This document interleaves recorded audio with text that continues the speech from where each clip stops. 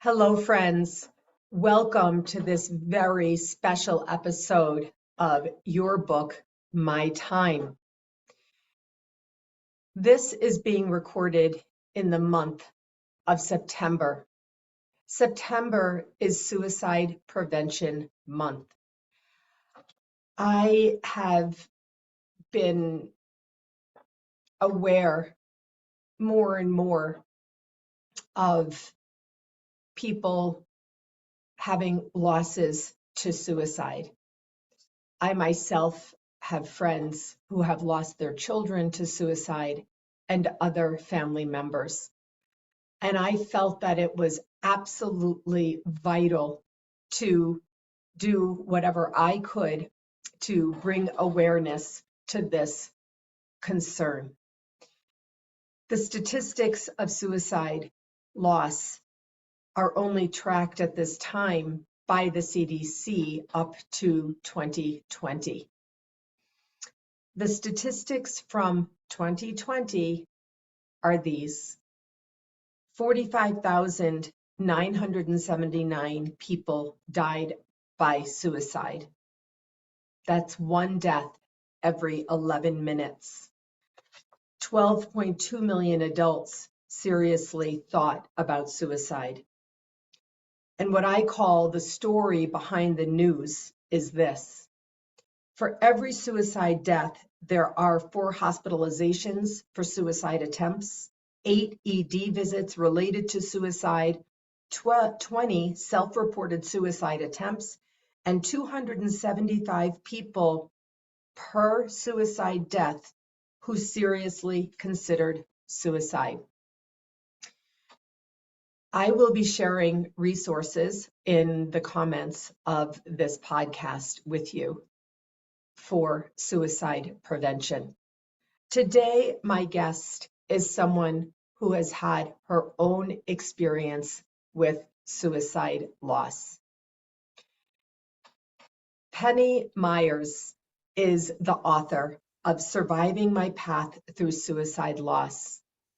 She lost her precious son, Nicholas, to suicide, and she has written a story that is absolutely vital for you to obtain and read and share so that we can have a deeper understanding of the journey of suicide loss, but also to and through prevention. Penny, I want to thank you so much for being my guest today on this very special episode during September, which is Suicide Prevention Month. Thank you. It's good to see you. Hi, Susan. It's good to talk to you, and it's good to know you want to talk about suicide prevention. So thank you. Penny, you know, I just got chills when you said that. For full disclosure, Penny was my client. I call myself a book Sherpa coach. I help people pull together material that has often already been written and surely is within to create the book that needs to be released. And so, Penny, when we work together, the thing that you did for me, and that's why I want people to buy this book, is exactly what you just said. You helped me get comfortable in the conversation. And that is the thing that you bring so significantly to our world through your own loss. So I want to say, absolutely, anytime you want to have this conversation with me in any forum, bring me in, because I learned from you that we all need to speak about it. So I want to ask you my seminal question, which is, what is the story behind your book? Well, Susan, you kind of said it already about getting comfortable with the talk, the listening, and just the word suicide. So getting people to talk about it, you need to be educated, you need resources, and that best comes from those that are walking the talk.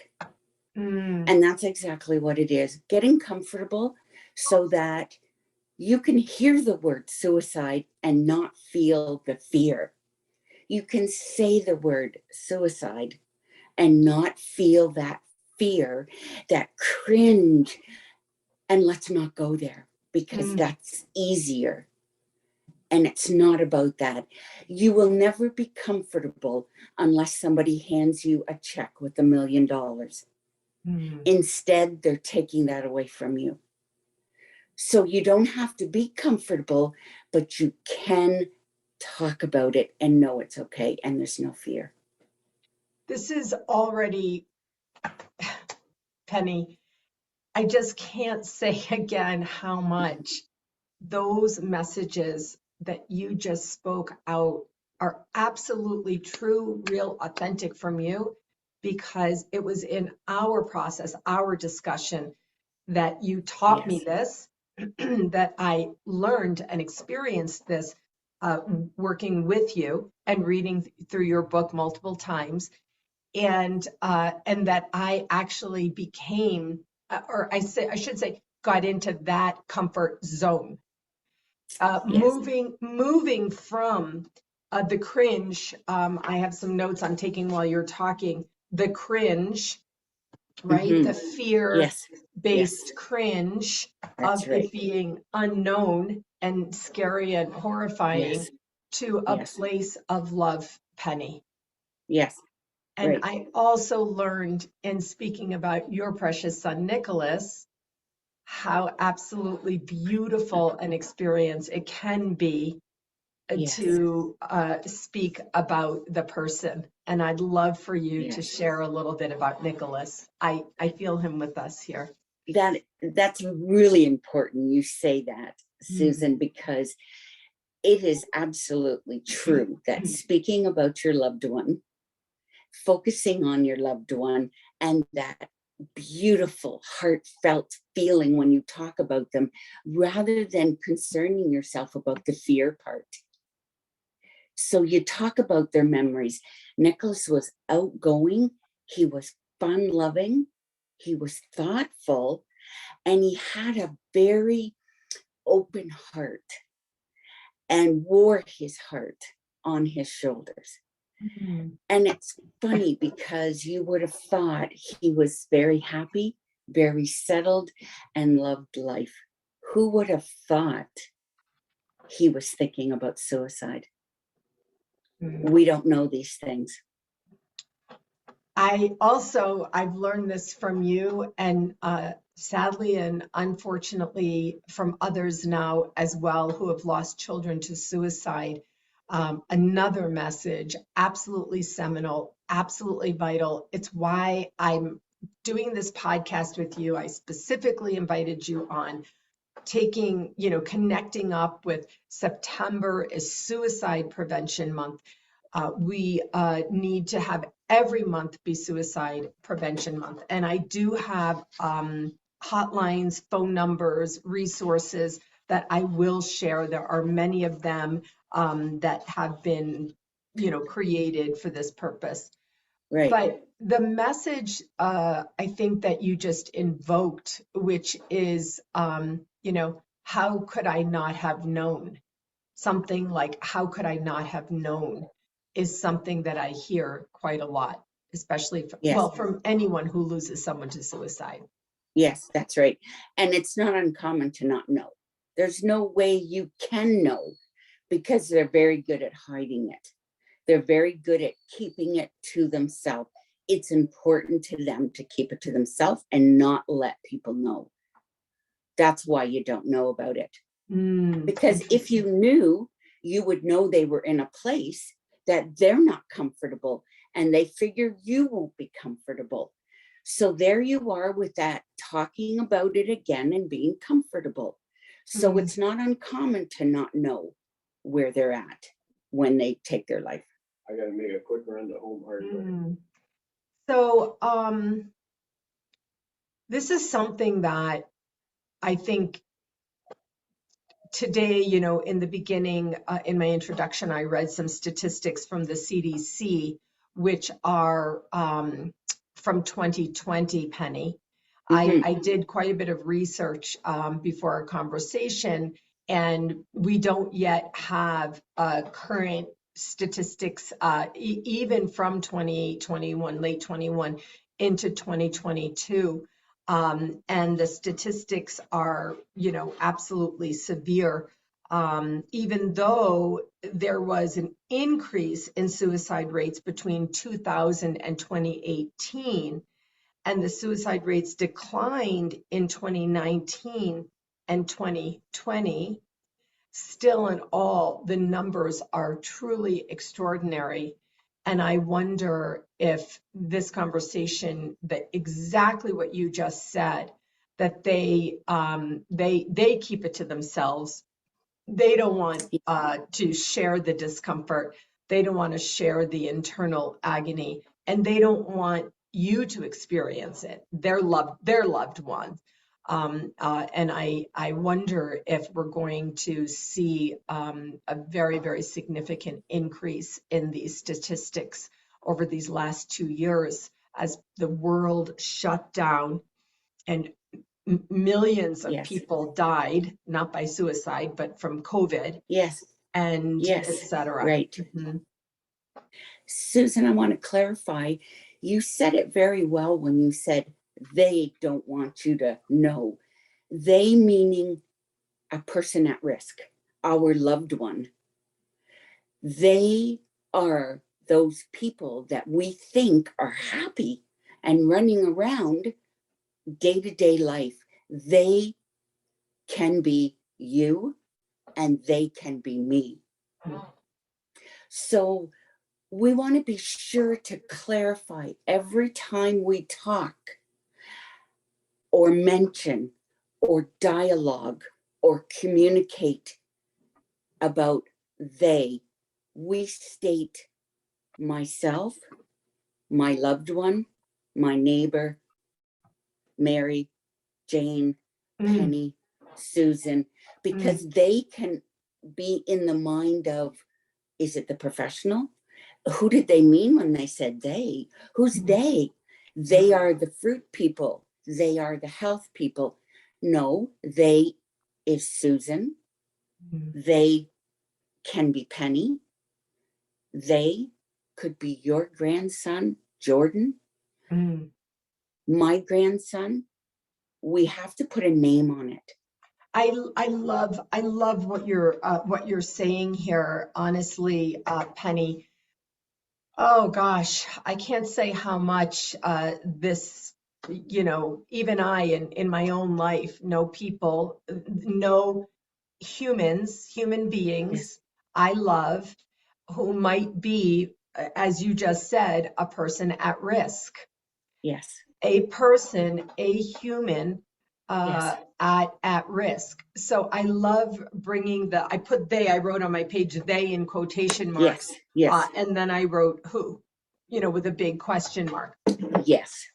So I think that we're dispelling a big fat myth here, Yes. that it is they over there, and you are a mama, a woman, a human, a wife, mother of children, Sister. Yes. a sister, a Yes. volunteer, a community member, and Yeah. it was you who lost. And Yes. Nicholas, your son, Yes. was the they. That's exactly right. Thank you. Yeah. That puts the humanness Mm. in suicide. Mm. Suicide grief, loss, and survivor. It puts the humanness. I don't know if I just made that word up, but humanness is what it's about, the connection. One of the things that I knew was extraordinary about you, Penny, when we met, and it's continued to be, and then in our work together, it showed itself to me repeatedly. It feels like somebody else might call it strength. It feels like somebody else. And I know even in your book, you talk about this. You say, oh, people say you're so strong, or how are you handling this or managing this? And then there's the, people have no idea what's going on under the surface. Yeah. But the survival series, the Survivor Yes. series, Yes. it is somehow you journeyed across a swamp, Hmm. through the quicksand, Yes. you know, slogging through the mud, somehow, through magical forces, Yes. with being showered on, Hmm. toxically by grief, Yes. through to the other side Yeah. where there was this solid footing, where you could, Hmm. that hard sand on the other side, where you pull yourself up, you raise yourself up into the vertical position, and you take a step and then another step. And then there's, another part of the journey across a field where, the dirt and mud and, Yeah. swamp, creatures begin to fall off you. And, Yeah. as you continue to step by step through the field, I feel like this is such an apt description. Having read all of your books, Yeah. this is such an apt description for this journey. Would you use the word strength? Do you feel like that description applies, or it's not really apt? That word just gives me a funny feeling. It doesn't sit well with me. I don't see it as strength. I Mm, guess we always see strength as physical, mm, when really strength can be and is emotional. mm, Strength can be verbal. I think I posted recently the different meanings and how strength is not just physical, it is health. mm, Strength is many things, but I like the word determination, mm, determined, survival, because there's that.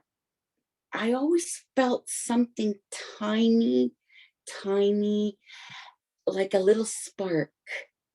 A firefly is so tiny, but so amazing. Leaves you with such an explosive feeling of connection. mm. And I believe there was something in me always like that. And when you say I got to that firm sand and I could stand upright, I feel that firefly spark that just lit within me. And I had the power of action. Mm, And it felt so great to have that resource and the options, the awareness, the awakening mm. of going forward. Oh my God, this is so good, Penny. Um, so I love, love, love a visual, Penny. I have my visual things to remind me she believed she Yes. could. So I have things all over that are Yeah. visuals to remind me to break through Yes. the It overwhelm feels of, like a barrier, yeah, barrier. the It feels like a barriers. barrier. Yeah. Exactly. So a Yeah. firefly is such a beautiful visual. I think most people know what a firefly is. Yes. I think I can say most people, can visualize a firefly in their Yes. mind. Yeah. I don't know, I can't say most people have ever seen a firefly, but you Right. can surely look it up and see how tiny it is, and Yes. yet it actually creates a spark. So I Yes. love, this is a gift that you have given us today, that when Yeah. you're in the deepest grief no one should ever know, Yes. that there could be this spark eventually, once you get through the, acute, absolute, Yes. you know, uh, Yes. The thick, phase. yeah, the thickness. Yeah, the There's a thickness. thickness that won't let you go forward. You Mm. can't move. Yeah, there's a thickness, you say, there's a stilling where you basically can't move, Right. and Yes. this is, I've heard this from people who have lost people to suicide, that you're inside this space. Yes. And I remember our Yes. conversations, Yes. Penny, and you talk about it in the book. This Yeah. book, called Surviving My Path Through Suicide Loss, which is part of the survival series, is so important, so helpful, so vital to, Yes. because you, in the book, you bring language to this. And Yes. in our work and in our conversations and in the book, you say, I want other people to know how to be. And Yeah. we just said it earlier, Yes. to give people an opportunity to talk about it out Yes. loud without Yes. that cringe, that That's fear, right. that worry. So Yeah. I love this visual of the firefly. And then you said, it was tiny but amazing. And then you said it led to the power of action. It led to resource. And then you Yes. said words that I wrote down that I would imagine you would never have believed that you could have said, which was, it felt so great. Yes. To have something that feels Yes. so great after the most traumatic, Devastating. Yes. devastating Yes. episode of Yeah. a lifetime Yes. is absolutely remarkable. Yes. And it's so good to know that I would never have thought I would ever have that journey. I would ever come to a place of gratitude. Who finds gratitude Mm, in life's journey of struggles and challenges, loss and grief and death and pain?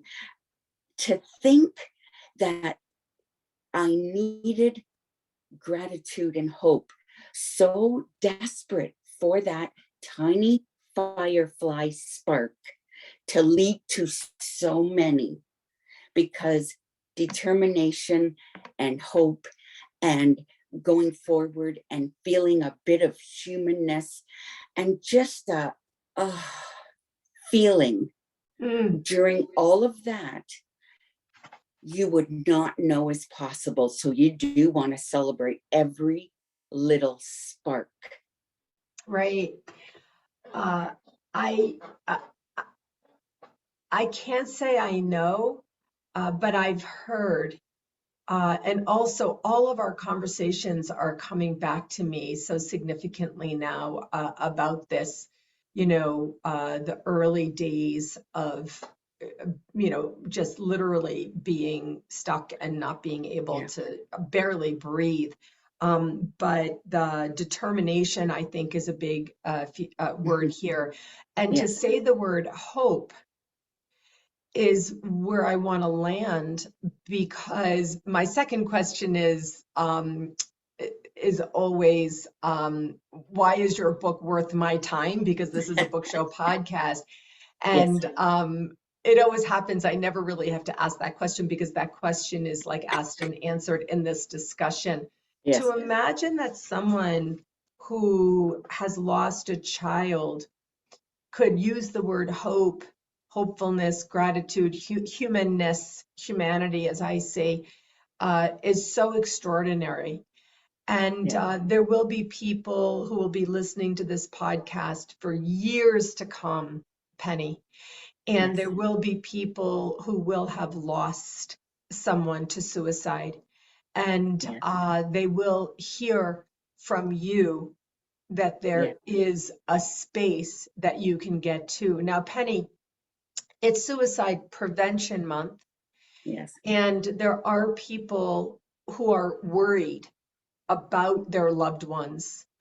The rise in of children taking their own lives, of children Yes. dying by suicide, the rise Yeah. of adults dying by suicide, in ways that we never imagined, because you can learn how to do it on the internet when you're in that dark place, Yeah. those groups and all of that. Yeah.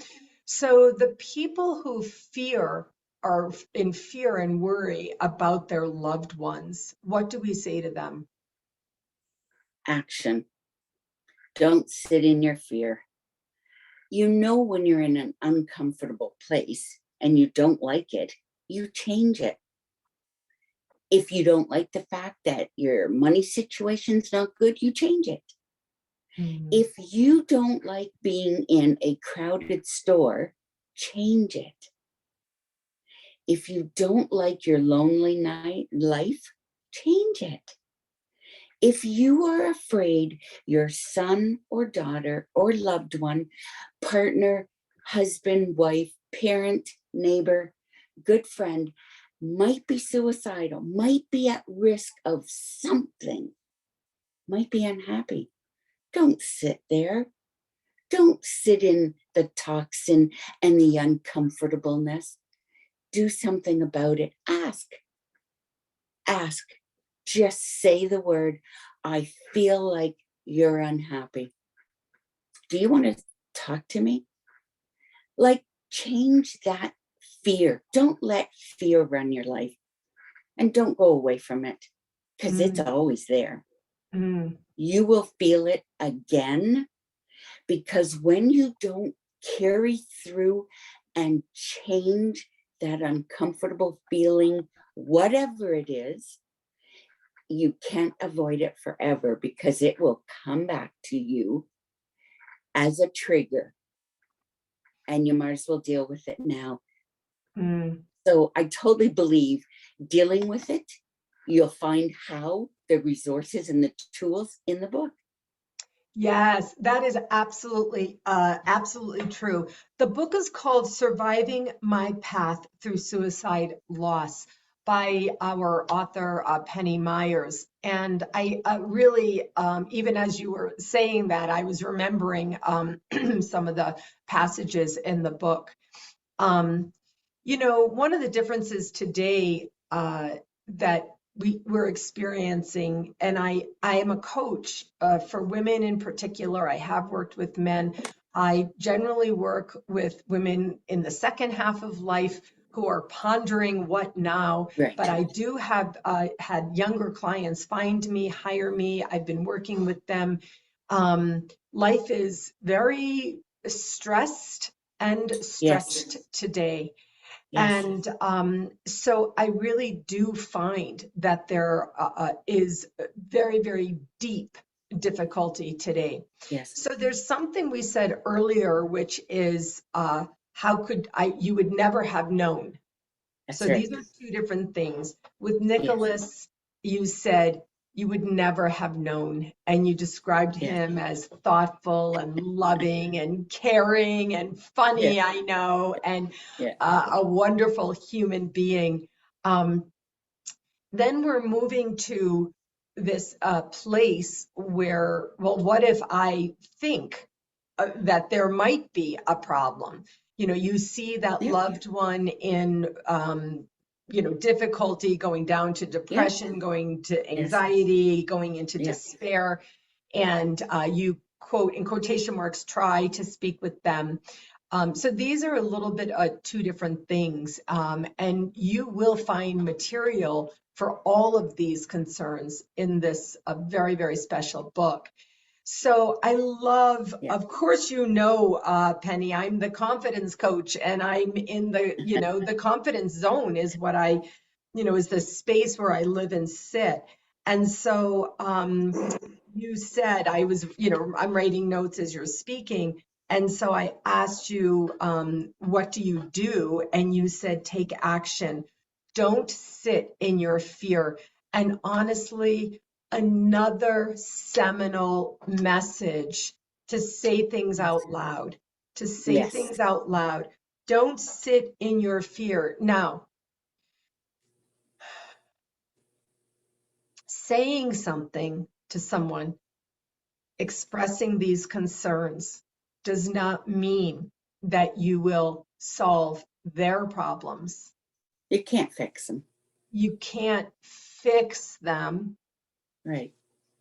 You can open this box kind of that where you can say something and you know, maybe provide resources or whatever, but you can at least not, you said, don't sit in the toxin. Yeah.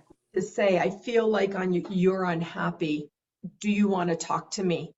If Yeah. that person says no, at least they know there was someone brave enough to Yes. say, I Yes. feel like you're unhappy. Do you want to talk to me? Yes. And I think that with the suicide prevention Lifeline, as they call it today, Yes. and recently they made a change to the suicide prevention Lifeline so that Right. in the United States, you can now dial 988 and Okay. have someone to speak to. Yes. I think Right. that we know that that is a vital piece of this picture. No? Susan, there are a lot of lifelines out there. And what's very important for people to know is when you call a lifeline, no matter who it is, please know they're only human. They are not the end all fix all, the magic sprinkle that you throw on somebody and life changes. They're human, they're doing the best they can. Don't give up if they don't have a good year. You know, you want to talk, you know, you can reach out once. I always say, reach out 5 times. And it might be that 6th caller that does throw the magic dust on you and make you feel all better for that moment. Everybody's just human. They are not the medicine or the fixer. There is no fixing. We're not talking about nuts and bolts and springs and oil. We're talking about the unknown, our minds, our heart. Sometimes a broken heart can feel like all your nuts and bolts have fallen apart. So don't give up. Know it. And don't think you should recognize signs because you may be suffering yourself and you can't see past your own. So know that if there's action, whatever you do is action. Reach out and ask somebody to listen. And if they say, I can't listen, do you know somebody that would? It's okay. You know, Penny, this is again, and we just have a few minutes left, but this again is so important that I learned from you that I can listen. Yes. I would have said before, like, I'm not qualified to do this. I'm not equipped to do this, but Yes. you're showing us, you're saying it again, you're teaching us again through your book. You show us we are in humanity. And Yes. it is being in the humanness, which you Yes. described, being in humanity with each other, where we can listen without feeling like we have to fix. That's not our right. job. It's not Okay. anyone's job, as you just Okay. pointed out. Yeah. And still in all, another thing you just called in is that if you listen, you could help someone for that moment. As you just said, if you call a lifeline number and that first human doesn't serve you, you can That's right. call again. That's what they're there for. That's what they do. You can look around you. You can see if there's someone you could talk to in Yes. that moment. And it is Yes. in that moment of Yes. humanness, Yes. it is in that moment of human connection Yes. where a little circle of community is created to Yes. support both of you in Right. that story. Right. So let me ask you, Penny, what do you want people to do after they read your book? I want people to realize that we do each and every one of us have that little firefly in us. But if you just keep throwing dirt on it, you think you extinguish it and yours does not exist. But it does. It does, because you're breathing and your heart's pumping blood. So yes, everyone has it. And all you have to do is push aside the ashes, push aside the dirt, which is your grief, your pain, and your hurt. Push it aside just gently and let that firefly light. My book will bring you from the buried, toxic, throw up feeling to the point of, oh my gosh, I do so have that light within me.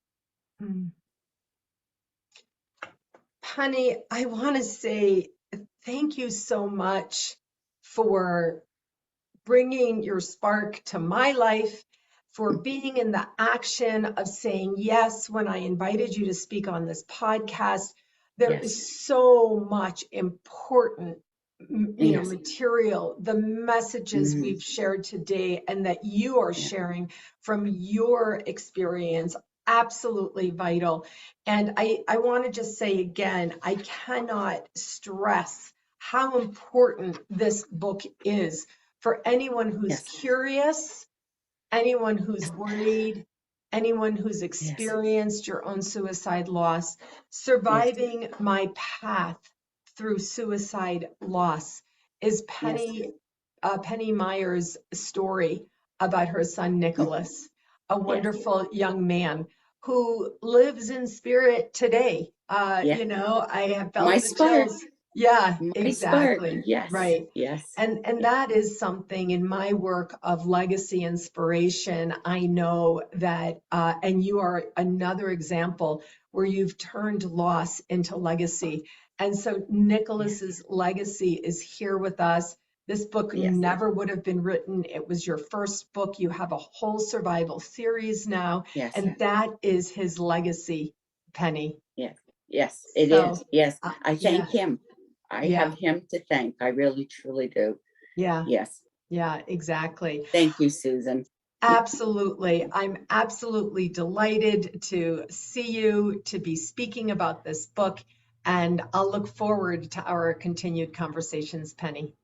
Take Thank good you, care. Susan. Bye. Bye-bye.